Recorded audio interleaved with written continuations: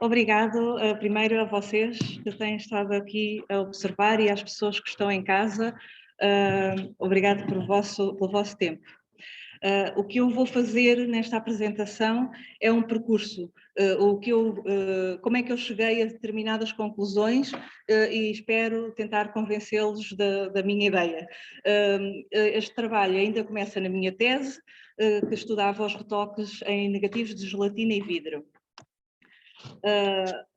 O retoque é diferente de um repinte, de uma coloração, para efeitos, se mesmo que na literatura apareça às vezes os termos misturados. É uma intervenção que se destaca de outras por ser invisível. Se o retoque estiver bem feito, não é visível na imagem final, mas fica registado no negativo, que é um objeto intermédio ao produto do fotógrafo. E temos aqui alguns exemplos de vários restauros e algumas alterações que se podem fazer. Quem for fotógrafo ou brincar com o Photoshop vai ver que algumas destes tratamentos acabam por existir, são máscaras, são borrachas, são maneiras de apagar, são maneiras de incluir filtros. Mas quando este material que se vê nos negativos, quando passa para positivo, deixa de se ver. E se formos ver a bibliografia que existia na época, eu estudei pessoalmente a primeira metade do século XX, mas antes e até ao nosso dia, o retoque anda sempre na berra. E o que se memoriza melhor são as críticas contra o retoque. Mas tantos, ou se calhar mais, bibliografia existe sobre como se faz o retoque, quando se deve fazer, quais são as situações em que se faz do ponto de vista artístico, do ponto de vista profissional, só que não ficam tanto na memória. Para mim, como conservadora, a conclusão que eu tiro é que houve uma intenção a fazer o fotógrafo, quer eu concorde que uma imagem seja retocada ou não. E como conservadora, este retoque faz parte do objeto e não o vou retirar. Mesmo os próprios pessoas, mesmo os que são a favor do retoque, também não entrou em consenso, mas eu, como conservadora, não entro nessa discussão. E fui estudar como está a ser preservado então este retoque. Ali em cima, talvez não se possa ver, está sublinhado a amarelo, diz: o retoque está em péssimo estado de conservação, pelo que é necessário retirá-lo. Isto é uma ficha de intervenção de 92, eu apaguei ali o nome da pessoa porque não interessa quem foi, isto não está aqui apresentado como crítica, está apresentado que, pelo facto de eu estudar, e como as apresentações que fomos vendo ao longo do dia, ainda agora a Helena, que já não estou a ver, mas dizia, eu consigo ver a tela, consigo ver a trama da tela. Eu também consegui ver um bocadinho mais porque estive com muita atenção aos negativos e apresento do lado direito um negativo que tem uma mancha esbranquiçada, que é uma alteração normalmente chamada de espelho de prata. No sítio onde não está essa alteração, existiu uma camada de verniz que é a base do retoque, que foi removido nestas intervenções dos anos 90. Por isso, eu agora olho para aquele negativo, não tem retoque, não tem verniz, mas consigo perceber que a dada altura houve um retoque porque o verniz tinha uma ação protetora da superfície do negativo. Por isso, eu começo a pensar, não havia necessidade de retirar, porque inclusivamente os retoques fazem uma camada protetora e onde há retoque, a emulsão até está em melhor estado de conservação. Neste caso, só sobra mesmo a mancha do verniz que já não existe. Aqui embaixo, as primeiras 3 imagens foram fotografias que eu realizei quando estudei a coleção e era o estado de conservação em que estava uma imagem de um barco. A última do canto inferior direito é a imagem que está presentemente online. Sofreu uma intervenção de conservação e restauro desde que eu fui estudar e retiraram-lhe um papel que era de má qualidade, eram restos de papel fotográficos, retiraram esse papel. A razão é porque o papel tem muito má qualidade e está a contribuir para a oxidação da superfície inferior da emulsão. O que eu argumento é que foi o fotógrafo que decidiu eliminar, aquele papel serve para bloquear, foi o fotógrafo que decidiu eliminar aquilo. Por isso, aquela emulsão por baixo se vai deteriorar mais, mas não afeta o resto da imagem, então eu acho que não devo tirar, porque aquele resultado agora não era a intenção do fotógrafo, a intenção do fotógrafo era que aquele pedaço de imagem ficasse todo em branco. Às vezes, os próprios negativos estão de tal forma deteriorados, e é o exemplo aqui em baixo, que está quase desvanecido, e são digitalizados e passados para positivo, porque os negativos não têm uma leitura direta, e neste caso o que se nota mais até são os retoques, e como digo, se o retoque estiver bem feito não se nota. a rapariga parece que tem assim uns bigodes de gato, que foram retoques que se fizeram, e por quererem ir buscar a informação documental, e eu recordo a apresentação da planta do primeiro dia, também se foi buscar, aqui também se foi buscar a informação documental, porque o negativo estava desvanecido, e acabamos por introduzir alterações a propósito do retoque. E a seguir fui ver como estão a ser preservadas as coleções. Trago aqui 2 fluxos, numa questão, eu acho que estou errada.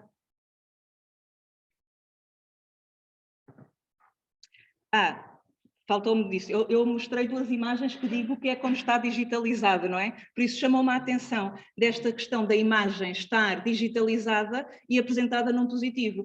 Nós tivemos no primeiro dia intervenções de digitalização, e uma das regras que nós fazemos é usar as escalas de cor e os estándares para que a imagem seja reproduzida fielmente. Nos negativos isso não acontece, porque é passada para positivo, é melhorada a imagem, como se vê nestes exemplos, era o que me faltava dizer. E então, a imagem que aparece para registro deste objeto registra maioritariamente a imagem e não o objeto, ou quase nada. É uma informação, um documento versus uma materialidade. E a mim chama-me a atenção, principalmente para gerações modernas, mesmo que eu ponha na ficha de inventário isto é um negativo, será que uma geração que está habituada ao digital consegue identificar o que é um negativo, o que é um positivo, consegue fazer essa relação?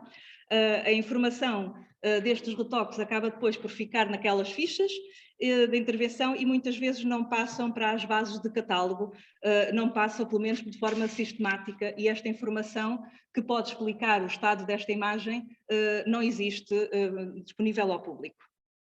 Então, agora sim, depois fui ver como estão a ser preservadas as coleções. Mais uma vez, apresento aqui o exemplo de um conservador português, o Luís Pavão, mas não é uma crítica, ele fez um grande trabalho e, ao contrário do que se faz na conservação de outros objetos patrimoniais, em coleções de fotografia não estamos a falar de procedimentos, estamos a falar de fluxos de trabalho, não estamos a falar do tal, cada caso é um caso, estamos a falar de standards, estamos a falar de padronizações, e ele teve que fazer esta padronização porque ele tem que tratar uma coleção de milhares de objetos.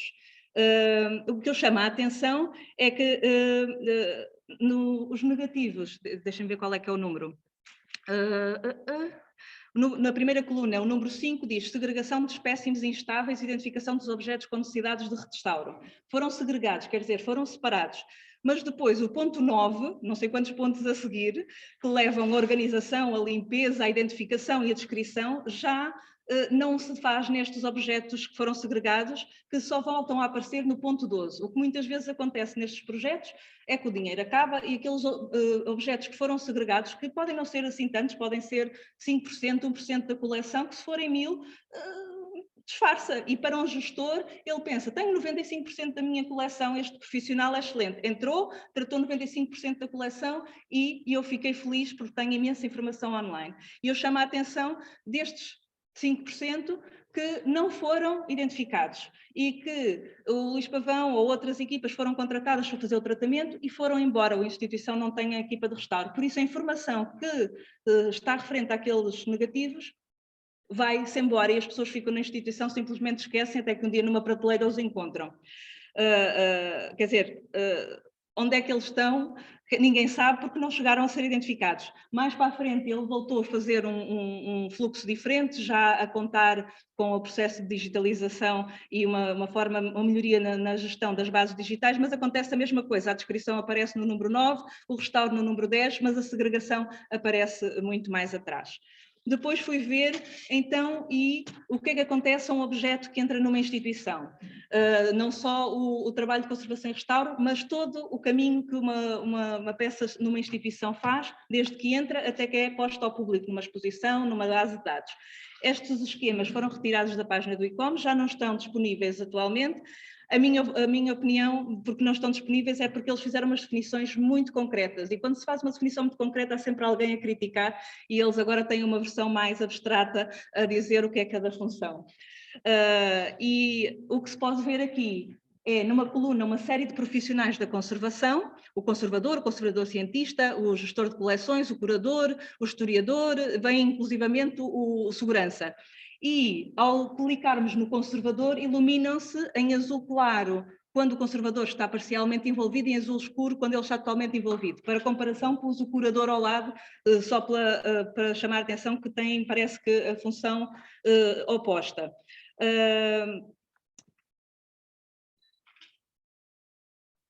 Esperem que me perdi aqui. Fui verificar diferentes bases de imagens, visitei diferentes tipos de instituições e, sem algumas, o conservador dá input em todos estes momentos, não especificamente este workflow do ICOM. Há aquelas instituições em que o conservador é apenas chamado se outro profissional fez uma primeira avaliação e determinou que era necessária a conservação, apenas para as necessidades de conservação. E estudos como aqueles que nós todos estivemos a apresentar neste congresso ficam a cargo de cientistas e ficam a cargo de curadores.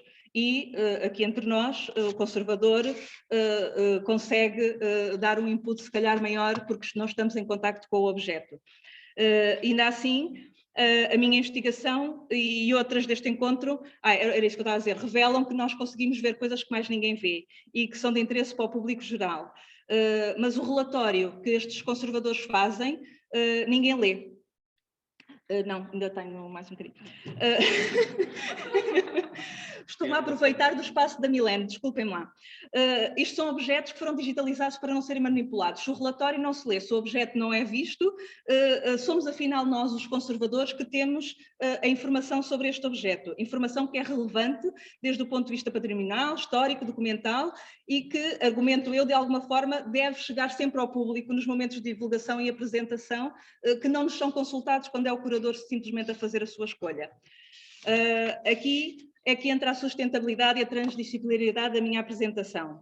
Não podemos estar envolvidos apenas como técnicos, que o curador ou o arqueólogo consulta. O nosso trabalho tem tanta, e atrevo mesmo a dizer aqui junto de outros conservadores, até maior importância na gestão destas coleções. É transdisciplinar, não é o conservador consultar os outros, é transdisciplinar porque o conservador tem informação para dar às outras disciplinas.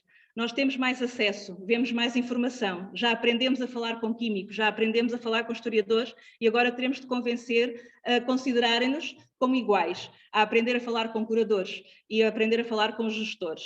Foi um excelente exemplo a apresentação do primeiro dia, comparando os números gastos entre um restauro e a aquisição de um livro novo. É uma linguagem que o gestor entende. E quando se fala de sustentabilidade, eu não estou a mostrar, obviamente, nesta apresentação, um trabalho em que usei um solvante verde, mas quero salientar que todos os conservadores têm a certeza dos benefícios da implementação das suas propostas de conservação. E como vimos noutras apresentações, planos de manutenção levam nomeadamente à redução de necessidades futuras e outras intervenções mais invasivas e mais dispendiosas. Podemos mostrar como é mais económico o plano de manutenção em números, que é a língua que os gestores conhecem.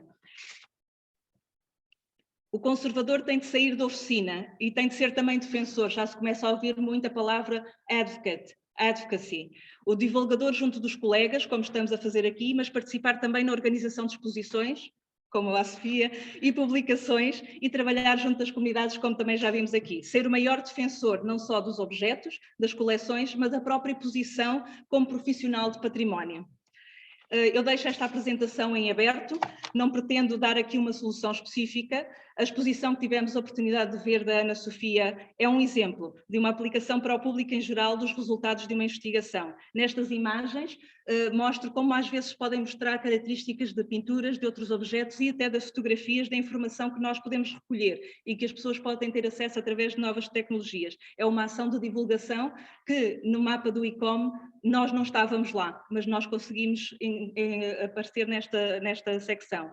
E deixo o desafio a todos, os que encontrarmos, convencer algum colega ou diretor de alguma necessidade que já foi identificada e que até agora ainda não conseguimos convencer, e adotar na nossa linguagem e adaptar a nossa linguagem para o público em geral, que já vamos sabendo falar, e também com os nossos diretores e gestores. Obrigada.